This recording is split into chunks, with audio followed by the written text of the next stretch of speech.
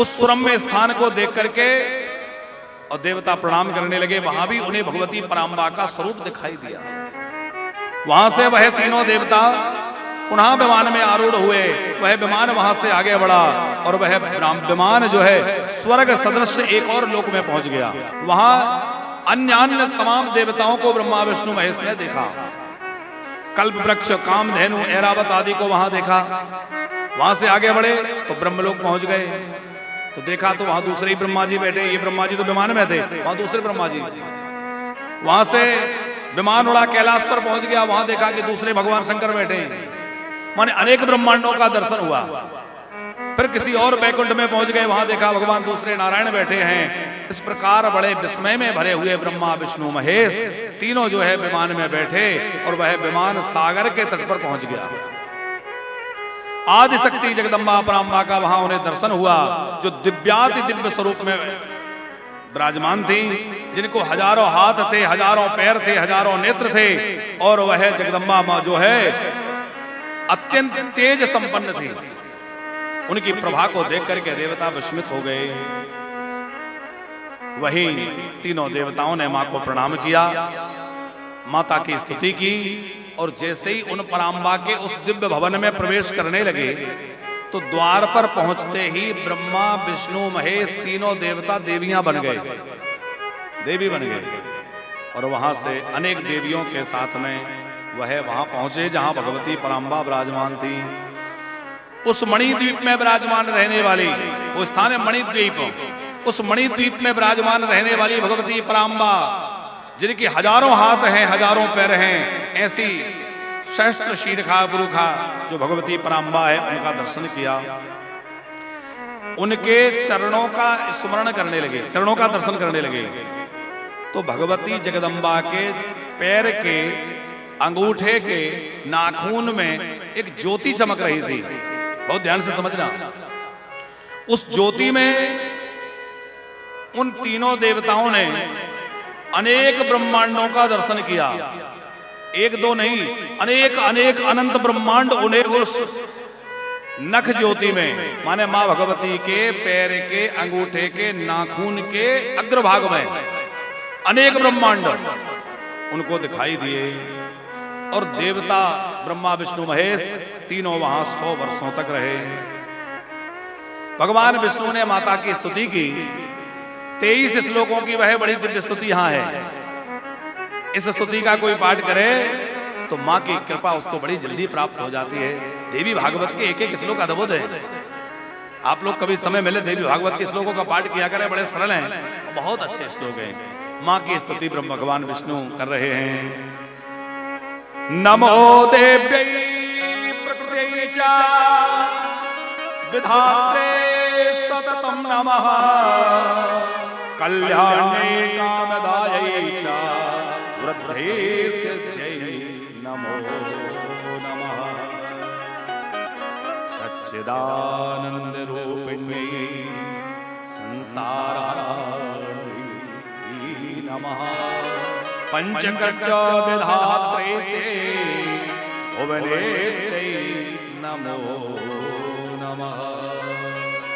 नमो देव्ये प्रकृत्यै च विधात्रे सततं नमः कल्याणे कामदायै च वृद्धे सिद्ध्यै नमो नमः। पर भगवान विष्णु की स्तुति करने के बाद ब्रह्मा जी ने स्तुति की। ब्रह्मा जी स्तुति कर चुके, भगवान शंकर ने स्तुति की। और ब्रह्मा जी ने हाथ जोड़ करके मां से पूछा, हे पराम्बा, ब्रह्म का स्वरूप क्या है? ब्रह्म कौन है? वो कैसा है? उसका तत्व हमारे सामने आप प्रकट करिए। देवी ने गंभीर वाणी में कहा, मैं ही वह परम ब्रह्म स्वरूपा हूं। एकमेवा द्वितीयोऽयं वै ब्रह्म नित्यं सनातनम। एक मैं ही सनातन ब्रह्म रूप हूं, द्वितीयो नास्ति, दूसरा कोई नहीं है। द्वैत भावम पुनर्याति काल उत्पत्ति संजके। लेकिन संसार के सृजन काल में मैं द्वैत को धारण कर लेती हूं। मैं हूं तो अद्वैत रूप। अद्वैत का मतलब होता है दो नहीं हूं, मैं एक हूं। ब्रह्म एक है, लेकिन एका सद विप्रा बहुधा वदंती कहा जाता है। बोले भाई परम सत्य तत्व परम तत्व एक है, पर मां कह रहे हैं कि मैं सृजन काल में द्वैत भाव को ग्रहण करके और अनेक रूपों में प्रकट होती हूं। तुम सब मेरे ही अंशभूत हो, मेरे ही अंश से प्रकट हुए हो। मां भगवती कह रही हैं ब्रह्म अद्वितीय है, पर वो सृजन में द्वैत भाव को धारण करता है। सभी रूपों में मैं ही मैं व्याप्त हूं, ना मैं स्त्री हूं ना मैं पुरुष हूं। ब्रह्म जो है वो स्त्री नहीं है, ब्रह्म जो है वो पुरुष भी नहीं है, वो नपुंसक भी नहीं है, इन तीनों से परे है। ना हम स्त्री न पुमांश्चाहम ना क्लीवम सर्वसंग के अहम बुद्धिरहम श्रेष्ठ धृति कीर्ति स्मृति सदा। मैं ही बुद्धि हूं, मैं ही श्री हूं, मैं धृति हूं, मैं कीर्ति हूं, मैं स्मृति हूं। हमारी जो स्मृति है कौन है? मां। हमारी जो बुद्धि है वो भी भगवती का स्वरूप है। हमारे अंदर जो काम करने का सामर्थ्य अथवा शक्ति है वह भी भगवती है। हमारे अंदर जो मेधा है, जो दया है, जो लज्जा है, जो क्षुधा है, जो तृषा है। आप लोग दुर्गा सप्तशती का पाठ करते होंगे तो आप वहां पढ़ते होंगे या देवी सर्वभूतेषु बुद्धि रूपेण संस्थिता नमस्तस्यै नमस्तस्यै नमस्तस्यै नमो नमः। या देवी सर्वभूतेषु कृष्णा रूपेण संस्थिता नमस्तस्यै नमस्तस्यै नमस्तस्यै नमो नमः। या देवी सर्वभूतेषु लक्ष्मी रूपेण संस्थिता नमस्तस्यै नमस्तस्यै नमस्तस्यै नमो नमः।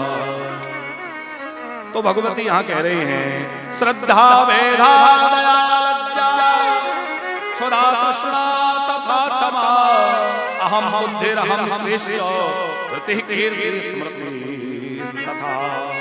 इन सब रूपों में मैं ही व्याप्त हूं। देवी ने ब्रह्मा जी को कहा कि आप लोगों की रचना कीजिए, 4 प्रकार की सृष्टि का सृजन करिए। स्वेदज, उद्विदज, अंडज और जरायुज, ये 4 प्रकार की सृष्टि है।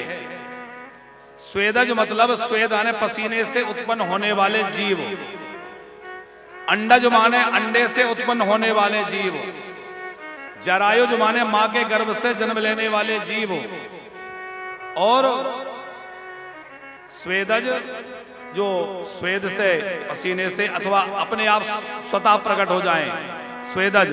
अंडज, उद्विदज जो पृथ्वी को फोड़ करके अंकुरित होकर के पेड़ आदि या वनस्पतियां हो जाती हैं, उनको भी 84 की गिनती में लिया है। तो इस प्रकार 4 प्रकार की सृष्टि ब्रह्मा जी से कहा आप करिए। ब्रह्मा जी हाथ जोड़ के कहने लगे मां मैं ये कैसे कर पाऊंगा?